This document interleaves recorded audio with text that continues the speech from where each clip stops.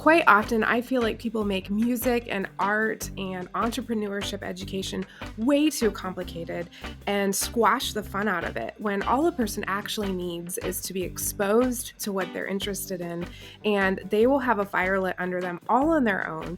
And on their own initiative, they will want to start memorizing artists, art, dates, movements, theory, all those other things instead of being forced to do them and expected to like art. I would like to share with you my greatest advice for your budding artists and also share with you some mistakes to avoid. Hi there, I'm Bethany Baldwin, an art school graduate and a mother of 5 and a leader of a faith-based music, art, and drama club, funneling students into a process that's supposed to create perfect looking artwork, perfect sounding songs, and also something that's going to instantly create money can completely squash creativity and out of the box thinking. So let's address visual arts first. If your child's current instructor is only concerned with seeing art that looks good enough to frame and put on a wall, you definitely need to find ways to broaden your students' art horizons. Find an art teacher that focuses on the process, not the product. An art teacher or an artist or someone that does exactly what your child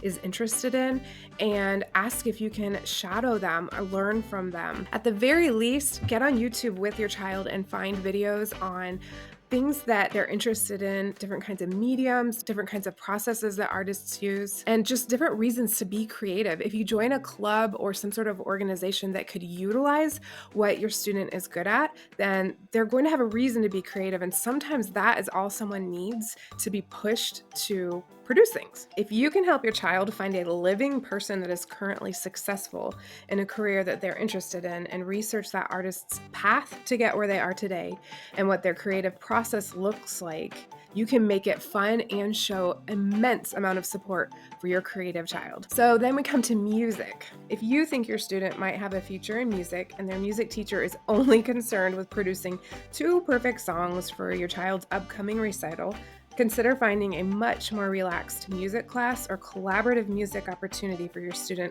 alongside the formal lessons. Many youth groups and schools and community resources will have ways that you can join bands or the good old-fashioned start a band in your garage. Please add comments below this video of places you have found in your community that are providing your child with creative outlets so others can look for similar opportunities. When I say entrepreneurship in the arts, I mean something that is new or avant-garde or cutting edge. Maybe something that someone of my generation and older might cringe a little bit at, but just listen to your child, see what they're doing. We are doing our children a disservice if we ignore what's happening in the world and we ignore the upcoming careers and we ignore their hobbies. Don't dismiss opportunities that your child brings up just because there are no college degree titles in that field. Remember, debt is something that no one looks forward to. To really excel in music, art, theater, entrepreneurship, or creative endeavors, it's crucial to be in a community that will provide solid critiques while simultaneously supporting creativity in constructive ways. Being creative is therapeutic, healing, relieves stress, promotes healthy brain activity and growth, and makes us better people. I believe that all of us should have ways of expressing creativity, even if it has nothing to do with our careers. After all, we are made in God's image and He is the ultimate creator.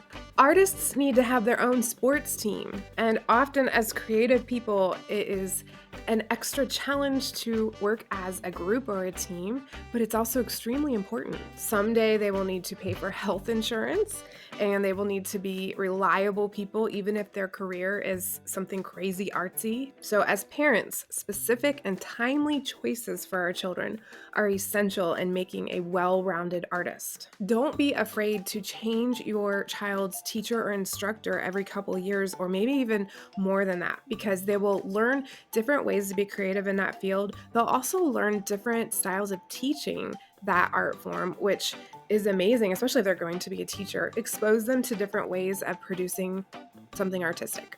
Also consider having your child instructed in one place while pursuing that same activity in an expressive way somewhere else with a group of people who approach the subject from an entirely different viewpoint. Just make sure that whatever group you join is not going to challenge your family's belief systems and values. It's okay to leave a club that doesn't, that you find out it's not going to support your family and your family's goals.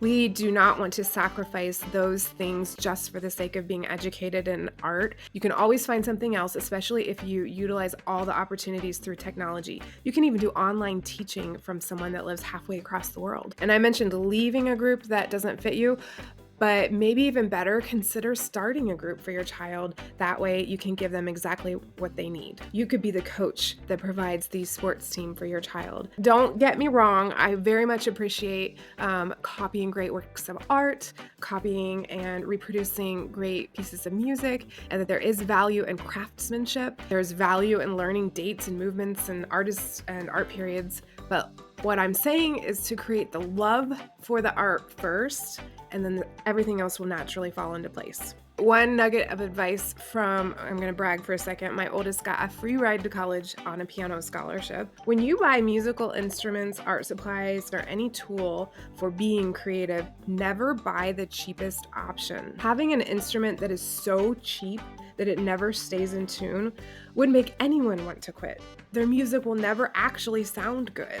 My hands physically wear out when I have to use junk-colored pencils. Your child needs to earn those really good instruments. So just aim for something not top of the line and not a piece of junk. I'm a huge fan of used, scratched and dent, and borrowed instruments and artistic tools. I have a free list of kid-safe music genres that is below this video. You can follow the link to download that for free. And I have a landing page on my website for the Music, Art, and Drama Club that I lead that is called Mad Society Recommends. And it has all kinds of videos that I have found that are kid-safe that can expose your child to all kinds of art forms and light that fire. All right, you can either click on this video to learn more about my Music, Art, and Drama Mad Society if you're considering becoming a coach for a sports team for your artists. And after that, don't forget to check out this video that will give you a sample of what the coaching is like, because I made videos, so all you have to do is play the videos and you can provide that club for your child really easy.